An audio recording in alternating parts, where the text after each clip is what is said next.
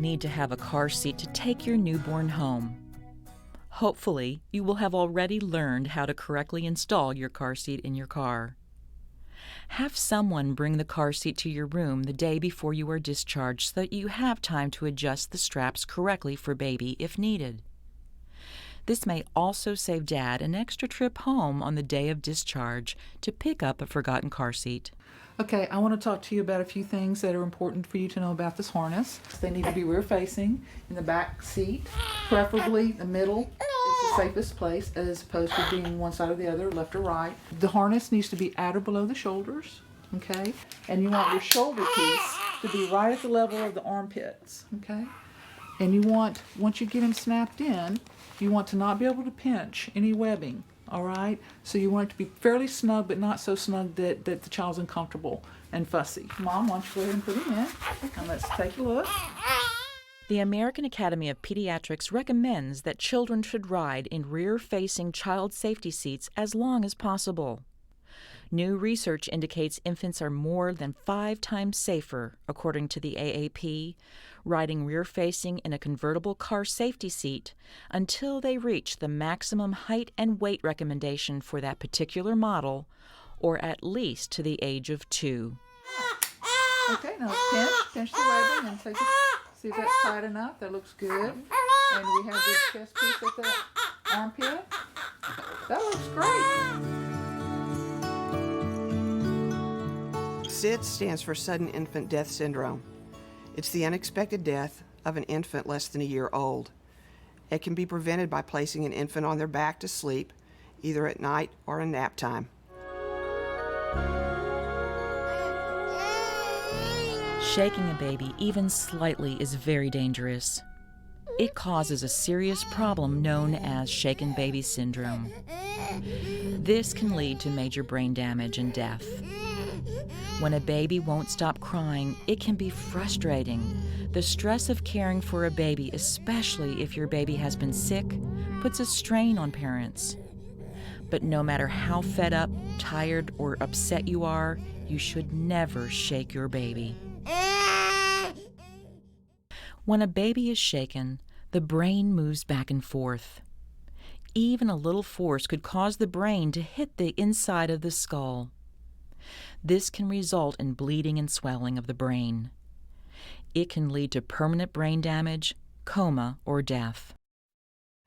Becoming a parent can be a very joyful experience, but often when your infant is tired or crying a great deal or is ill, we can become tired and frustrated. During those times, shaking your baby can be a very dangerous event and can cause a problem called shaken baby syndrome, in which their brain can become injured. If you're ever in the circumstance where you feel tired and frustrated, try to find another adult to help. This can prevent shaken baby syndrome. Welcoming a new baby is exciting for your family. But before you bring your baby home from the hospital, have your partner or friend take home something with the baby's scent, like the baby's blanket for your pet to smell and study. When you return from the hospital, your pet may be eager to greet you and receive your attention. Have someone else take the baby into another room while you give your pet a warm but calm welcome. Always supervise any interaction your pet has with the baby. You want your pet to view associating with the baby as a positive experience, so praise for appropriate behavior is important. No doubt life will be hectic the first few weeks at home. Try to maintain regular routines as much as possible to help your pet adjust. And be sure to spend one-on-one quality time with your pet each day. It may help relax you too. With proper training, supervision, and adjustments, you, your new baby, and your pet should be able to live together safely and happily.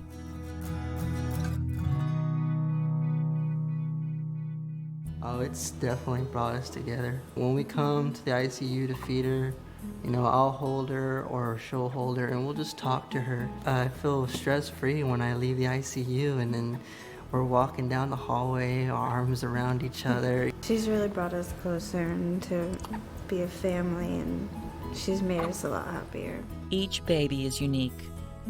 A great deal of how you nurture and love your child will come naturally. Parenting is a process that requires you to constantly learn. You will discover new skills and insights along the way that will allow you to learn what works for you, your baby, and your family. You will realize very quickly that parenting is one of the most defining and rewarding responsibilities that outweighs any of life's challenges you may face in the future. I think initially, bringing home that new baby, it was helpful for our relationship. It brought us together. We're going through this new, great, horrible experience together. And so it definitely brought us together. But, as the child gets older, more and more time is focused on that child and that novelty wears off. So it's definitely, kind of adds to a strain in a relationship because there's not as much time to focus on each other. So it's important to, have someone come over so you guys can at least go out to lunch or do small things together where you're still trying to kind of keep what you love about each other, keep that moving forward and keep that candle burning, so to speak. When it comes to raising a child, it is amazing how fast the time flies. Embrace every moment, and yes, even the tough times, because you will never get those moments back. More than ever, communication with your partner is crucial. Together, you can choose what is best for your child. At the end of the day, it comes down to love. Your love for this precious life will guide you in making the right decisions. Your protective instincts come naturally. You have everything you need within you to be the best nurturer and parent. Take pleasure in parenthood and enjoy your journey.